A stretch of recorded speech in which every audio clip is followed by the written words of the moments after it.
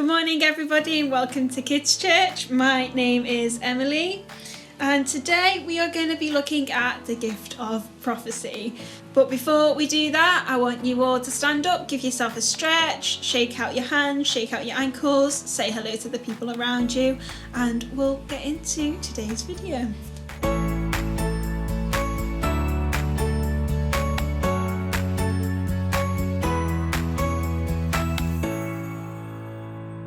So today's game is called Charades. Don't worry if you've never played it before, and some of you might have already played it. But before we begin, we have 3 steps for you to take part in. Leaders, you might have already been told this, you might have seen it on the notes. I want you to write down a selection of phrases or words or jobs or anything like that. Please write them on individual pieces of paper. Put them in a box, shake them about, and then step number 2. Leaders, pick one volunteer in your group, whether that's church or church at home or in your community groups or whatever. Just one person in your group to be the person who is doing the charades. There will be 3 rounds. Firstly, there will be acting. Then the second round is describing. And finally, you have to describe whatever is on that piece of paper using one word. So step number 3, have fun, and we'll see you in a second.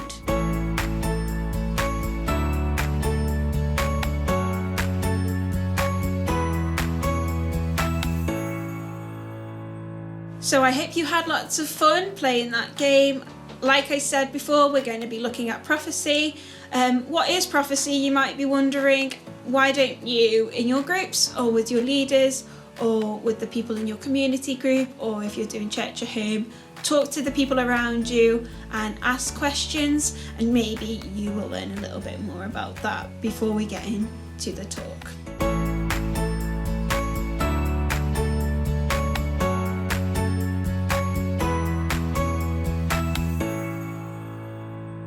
In the game you played before, you had to describe things, you had to act them out, and you had to say that one word. That's kind of like prophecy. Prophecy is a way that God can speak to us. He can speak to us in dreams, He can speak to us through friends, He can speak to us through strangers, He can speak to us like a whisper, or sometimes you can feel God saying something to your heart. So sometimes God can give you a special kind of message. These special messages can help encourage somebody, it can help you grow as a person, and I have a few examples of when God could be speaking to us.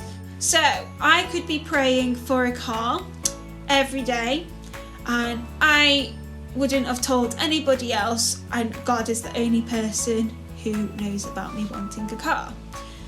So sometimes you can pray and just leave it with God and just be like, okay, I'm going to trust God to give me this car.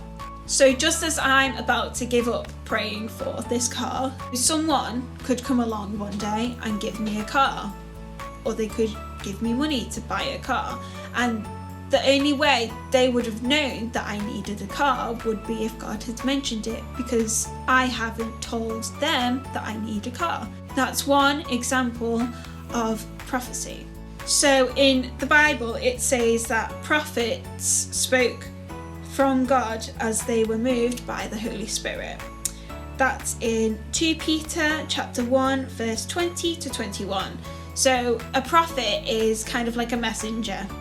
Prophecy is one of the gifts of the Spirit, and what is super cool about prophecy is that anybody can have it. You can pray for it, you can just be naturally gifted in it.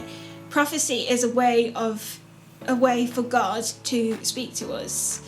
He wants to speak to us, and prophecy is kind of like being able to share what God has said to us. So you might have seen in church or people around you being like, oh, I think God is saying this. Usually it's better to go to someone in leadership or someone who's helping host the church meeting and kind of discuss with them and see what they think before sharing it, because sometimes prophecy can be a bit tricky and we might think God is telling us to say something that isn't actually what God is saying to us. Sometimes you can have part of a prophecy and someone else could have the other half. So prophecy is quite a tricky one to get a hold of, and it can be quite confusing sometimes on what exactly God is saying to you. So it says in the Bible that the gift of prophecy is to be desired, which means it is to be wanted. Now, if you want to have a look at what that whole Bible verse says, it is in 1 Corinthians 14, verse 1 to 39. So in your groups, why don't you gather together, pray together, maybe ask a few more questions with your leaders, and I'll see you in a second.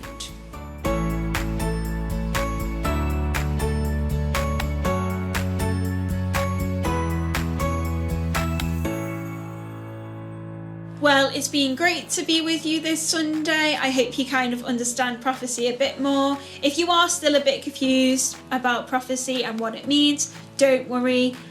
Speak to your leaders, speak to the people around you, and maybe you'll be able to understand it a bit more. See you.